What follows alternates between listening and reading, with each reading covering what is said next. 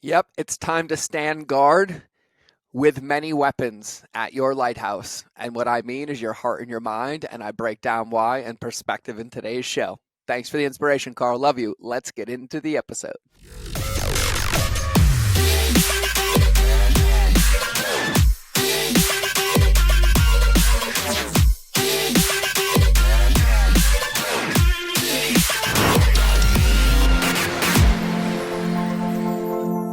Welcome back to another episode of the Mind of George Show, and today we're going to talk about standing guard at your lighthouse, i.e., standing guard at your mind and at your heart and perspective. And I feel like I need to come clean. I was crying this morning after my prayer time, and I feel like I've been speaking a lot and recording a lot and being on a lot of calls, and I just keep feeling this call to divulge that I'm basically documenting my own growth and my own seasons very, very publicly. And that's what makes me feel happy. It gives me purpose and quite frankly, supports me in so many lenses and ways. And sometimes I recognize I answer questions or I speak and it can sound posturing or like you should. And I say things that I even coach myself out of. And I wanted to say I apologize because at no point do I ever feel like I have all of the answers. And in actuality, I feel like my greatest gift is being able to support people under a lot of constraint and pressure and help us shift perspective and find our hearts and make a plan and attack it bite by bite, which is what today's podcast is about. And one of my incredible, dear friends, Carl, who's also an incredible client and partner and business partner of mine with him and his wife, Tracy, we voxer back and forth a lot. And he dropped some wisdom on me, and he dropped me a Vox the other day listening to some of the old favorites with Jim Rohn, and he was talking about this story of Jim Rohn's talking about like, hey, if I have a cup of coffee and my friend puts sugar in the coffee, what happens? And he's like, oh, you'd be fine. It'd be sweet. And he's like, okay, cool. If I had a cup of coffee and my enemy put poison in the coffee, he's like, what would happen? And he's like, well, you'd be dead. He's like, okay, cool. And he's like, what if my enemy put sugar in my coffee? And he's like, well, you'd be fine. And he's like, what if my friend put poison in your coffee? And he's like, you'd be dead. And he's like, the point is, it doesn't matter where the bad stuff comes from, whether it's bad or not. It's that we have to stand guard, right, at our mind and at our heart to make sure that when we think about life, when we think about business and the situation at hand, we can put ourselves in the empowering perspective, right? Like victim versus responsible, in a perspective of information and confidence to be able to respond intentionally rather than emotionally react, right? Like that's really the benefit. And this guides me to so many books and reminders. And I feel like this year for me in the last couple of months has been a reminder of the basics. Like there are no finish lines. I really should only focus on my game and not the gap, which the book, The Gap in the Game by Dan Sullivan, Benjamin Hardy, very much a big part of today, which even led to the point of this morning. I felt called after my prayer to pull up a Stephen Furtick video when he was talking about anxiousness and it's day by day and we earn the day.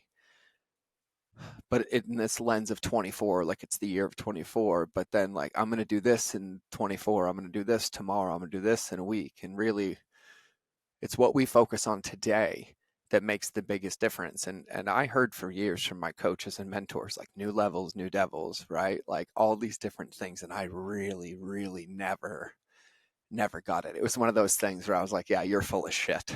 Like, yeah, okay, whatever. It gets so much easier. And holy moly, did I eat some humble pie. And I've eaten some humble pie this year on a lens that I can't even imagine. And it feels incredibly amazing, even in the process. But there were just some really big perspective reminders. And I realized that when I have the wrong perspective, it disempowers me and I make decisions in reactions to my past or into the situation at hand.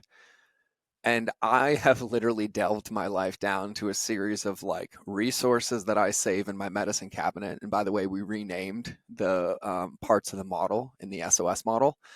The inner circle, the inner tools, where we used to call it inner tools, is now called self-treat.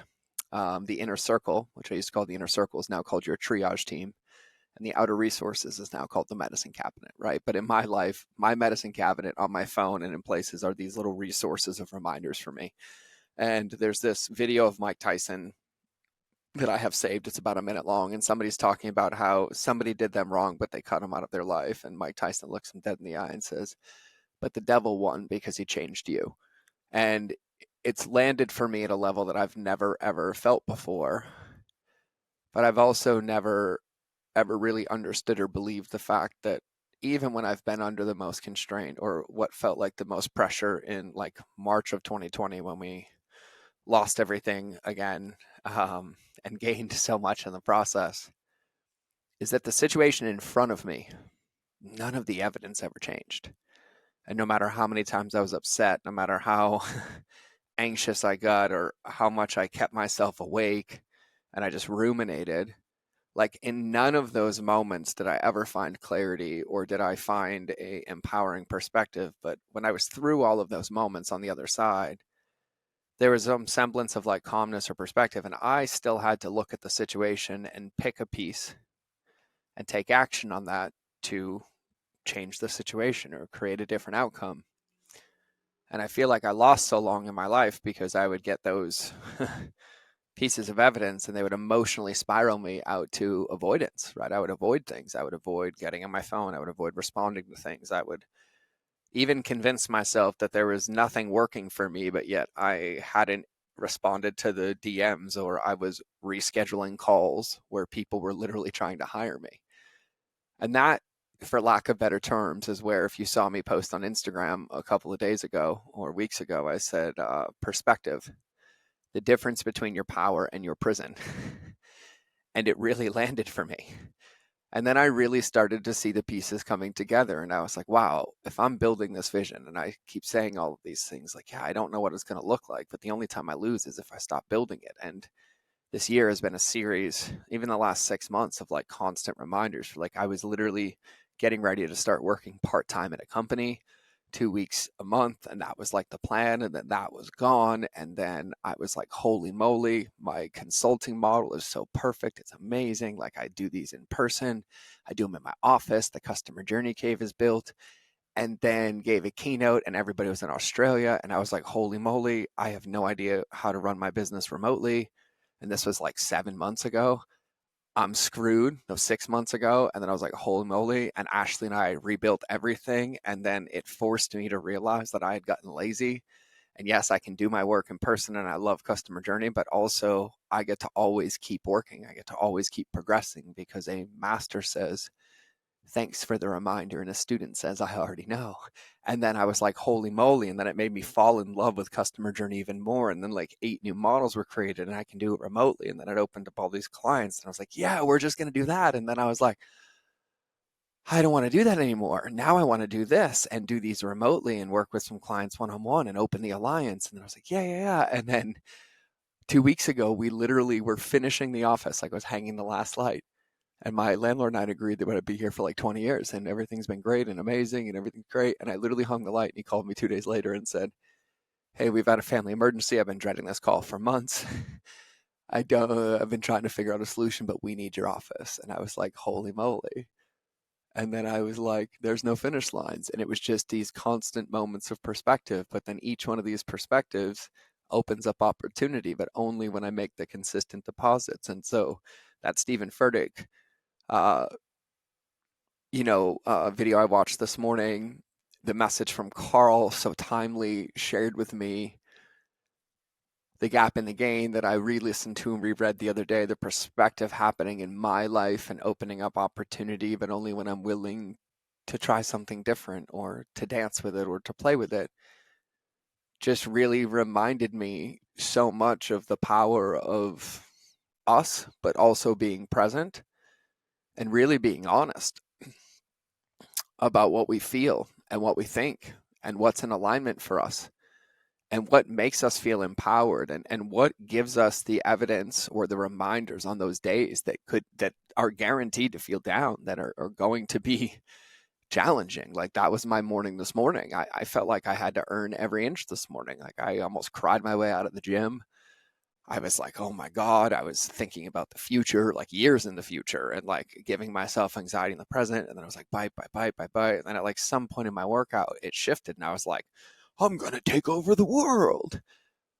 But if I didn't get in the gym and I didn't bite it down and give myself the opportunity, then that would have just been another day where I missed the opportunity to make a deposit in a gift that I was given today in the 24 hours that I hope and pray that I was given fully today. Also not understanding if I have an hour and understanding the importance of that presence. And I really genuinely understand now, and all my mentors said is that the only time you lose as an entrepreneur and fail is when you quit, because if you genuinely just keep going, you get there.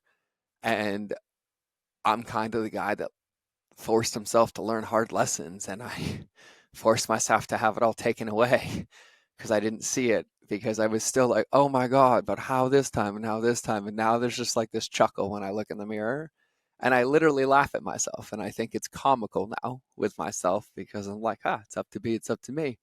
It's my vision. Let's go build it.